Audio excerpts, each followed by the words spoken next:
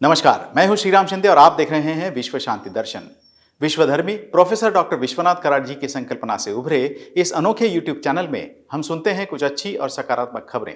लेकिन सबसे पहले आज की सुर्खियां। काशी में होगी 9वीं वैश्विक परिषद, भारत अस्मिता राष्ट्रीय पुरस्कार प्रदान, बिजली और अपशिष्ट दोनों शून्य, कार निर्यात में चीन सबसे आगे, सेवानिवृत्ति के बाद नया उद्यम।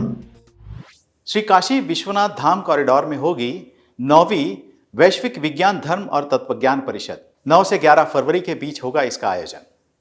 21वीं सदी में भारत ज्ञान का दालन तथा विश्व गुरु के रूप में उभरेगा और पूरे विश्व को सुख, समाधान और शांति का मार्ग दिखाएगा। स्वामी विवेकानंद की इस भविष्यवाणी को सच साबित करने के उद्देश्य से MIT विश्व शांति विश्वविद्यालय ने गुरुवार 9 फरवरी से शनिवार 11 फरवरी तक नवनिर्मित श्री काशी विश्वनाथ धाम कॉरिडोर में 9वीं वैश्विक विज्ञान धर्म अध्यात्म और तत्वज्ञान संसद का आयोजन किया है। विश्व शांति को बढ़ावा देने और मानवता का प्रसार करने के लिए MIT विश्व शांति विश्वविद्यालय द्वारा कई गतिविधियां की जाती हैं। उन्हीं में से एक है विद्या के शहर काशी बनारस में नियोजित यह विश्व सम्मेलन। इस विश्व सम्मेलन में लगभग 10 विभिन्न विषयों पर सत्रों का आयोजन किया गया है। इस सम्मेलन के संकल्पक और माइर्स MIT के संस्थापक अध्यक्ष विश्वधर्मी प्रोफेसर डॉक्टर विश्वनाथ कराड़ जी ने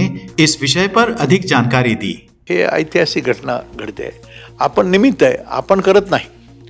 पण नरेंद्र मोदींनी कॉरिडॉर, मी काल म्हणालो, मला कोणतरी विचारलं काय सर, काय पुण्यात काय होत नाही, काय परिषद करायला काय पुण्यात होत नाही का, मग काशीला कशाला चाललाय?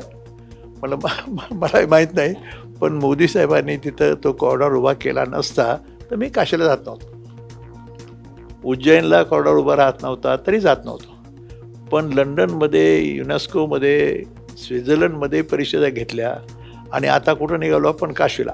पण आता कळलं की हे भारत काय आहे, भारतभूमी काय आहे, आणि त्या कॉरिडॉर हे निमित्त आहे त्यातलं महत्त्वाचं। विवेकानंदांनी जेव्हा एक सिद्धांत बोलला गेला 83 साली, तो सिद्धांत असा होता की पहिलं वर्ल्ड पार्लमेंट ऑफ रिलिजन्स, तुम्हाला सर्वांना माहीत आहे हे खरं म्हणजे, the first world parliament of religion Chicago, आणि तिथे स्वामी विवेकानंद 1983 साली जेव्हा ते झालं आहे, तर त्याच्यामध्ये त्यांनी वाक्य उच्चारलेलं आठवण करून देतो फक्त, कारण का तो आमच्या संस्थेचा अधिष्ठान आहे, या संस्थेचा, या कार्याचा तो बेस आहे। कारण का स्वामी विवेकानंदांचं ते जे वाक्य होतं की गिव मी म्हणण्यापेक्षा अगोदर ते म्हणतात की friends remember union of science and religion oblique spirituality alone will bring harmony and peace to mankind, असं म्हटलेलं आहे। विज्ञान आणि अध्यात्माच्या समन्वयातूनच, शब्द आहे तिथं, जगामध्ये शांती नांदेल, सुख, समाधान, शांतीचा मार्ग दिसेल आणि संपूर्ण जगामध्ये ज्ञानाचं दालन म्हणून माझी भारत माता उदयाला येईल असं भाकीत केलं आहे। नरेंद्र मोदी साहेबांनी जो कॉरिडॉर बांधला त्याला काशी विश्वनाथ नॉलेज कॉरिडॉर असं म्हटलं, धाम म्हटलं त्याला, नॉलेज धाम आहे, ज्ञानधाम।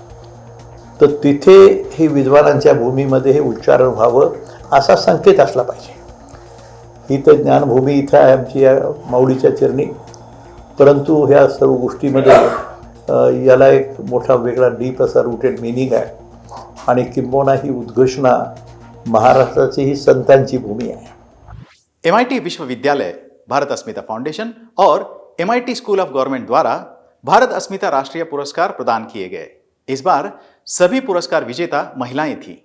MIT विश्व शांति विश्वविद्यालय, भारत अस्मिता फाउंडेशन और MIT स्कूल ऑफ गवर्नमेंट द्वारा विश्व प्रसिद्ध वैज्ञानिक पद्म विभूषण डॉक्टर रघुनाथ माशेलकर के हाथों भारत अस्मिता राष्ट्रीय पुरस्कार 2023 प्रदान किए गए। MIT वर्ल्ड पीस यूनिवर्सिटी के संस्थापक अध्यक्ष professor doctor Vishwanath Da Karad, MIT World Peace University के कार्यकारी अध्यक्ष और भारत अस्मिता राष्ट्रीय पुरस्कार समिति के संयोजक श्री राहुल विश्वनाथ कराड़, कुलपति डॉक्टर RM चिटनिस और प्रो वाइस चांसलर डॉक्टर तपन पांडा इस अवसर पर उपस्थित थे।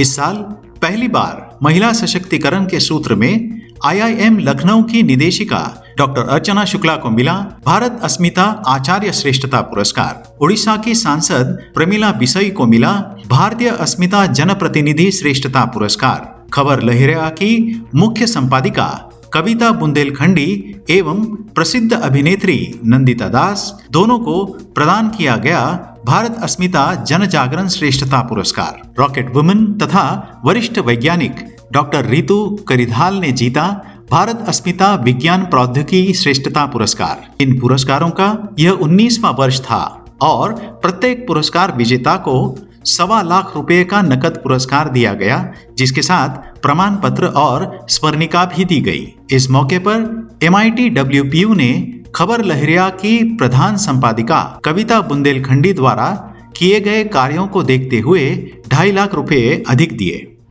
इंदौर की ये पद्मश्री विजेता बिना बिजली और अपशिष्ट के घर चलाती हैं। जानते हैं कैसे।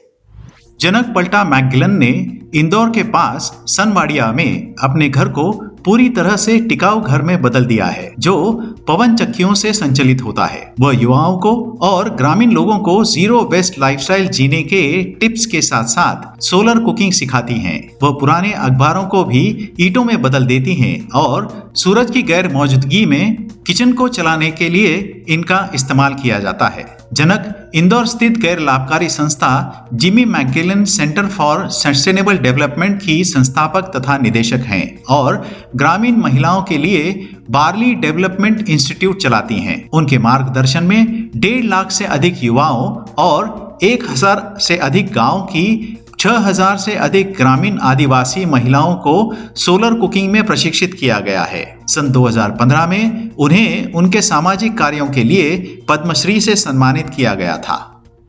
इस बार चीन दुनिया का सबसे बड़ा ऑटोमोबाइल निर्यातकार हो सकता है। सुनते हैं पूरी खबर।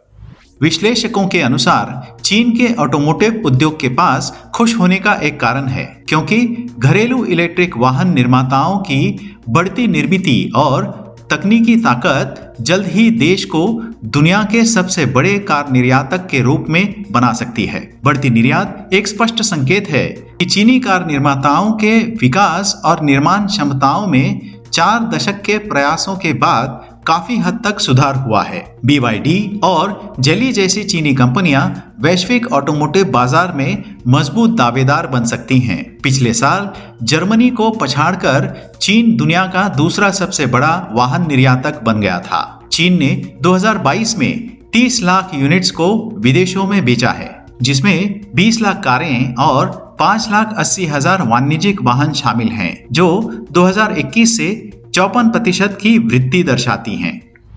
85 वर्ष की उम्र में नया उद्यम शुरू करके सफल हुआ यह बुजुर्ग उद्यमी। सुनते हैं उनके सफलता की कहानी। राधा कृष्ण चौधरी ने अपनी पहली कार 85 वर्ष की उम्र में खरीदी, वो भी तब जब उन्होंने अपना नया उद्यम शुरू किया। 50 वर्ष तक नौकरी करने के बाद उन्होंने उद्यमी बनने की सोची। इसका कारण बना उनके बेटी को हो रही बालों की समस्या। अपनी बेटी के इस समस्या का हल ढूंढने के लिए उन्होंने संशोधन में घंटों बिताए, ढेर सारी पुस्तकें पढ़ी और संगणक पर शोध किया। आखिरकार उन्होंने एक तेल बनाया जिससे उनकी बेटी के बाल झड़ने बंद हो गए। उनके बनाए नुस्खे में खोपरा, काला तिल और जैतून जैसे 50 तेल शामिल थे। उन्होंने इस तेल को कुछ लोगों पर आजमाया और उन्हें अच्छे परिणाम मिले। अपनी पत्नी शकुंतला के साथ उन्होंने अविमी हर्बल नामक एक कंपनी शुरू कर दी। आज भी चौधरी लोगों को रसायन मुक्त तेल उपलब्ध कराते हैं और उनका तेल पूरी दुनिया भर में बिकता है। उन्होंने जरा भी उम्मीद नहीं की थी कि उनके जीवन का दूसरा अध्याय इस तरह सफल होगा। भारत में 6 स्थान ऐसे हैं जो अवास्तविक लगते हैं। जानते हैं कौन से ये स्थान जाते जाते। भारत में 6 स्थान ऐसे हैं जो अवास्तविक तथा अविश्वसनीय लगते हैं। उनमें सबसे पहला स्थान है केरल और तमिलनाडु के सीमा पर बसा कोलक्कुमलाई। उसके बाद आता है कश्मीर का बर्फीला जलप्रपात। लद्दाख की पुगा घाटी बस देखते बनती है। उत्तराखंड में है एक फूलों की घाटी जिसे वैली ऑफ फ्लावर्स कहा जाता है। कच्छ के सफेद रेगिस्तान की कोई तुलना नहीं है। मणिपुर के लोकटक तालाब की सुंदरता अवर्णनीय है। इसी के साथ आज के संस्करण में यहीं पर रुकते हैं। देखते रहिए विश्व शांति दर्शन। धन्यवाद।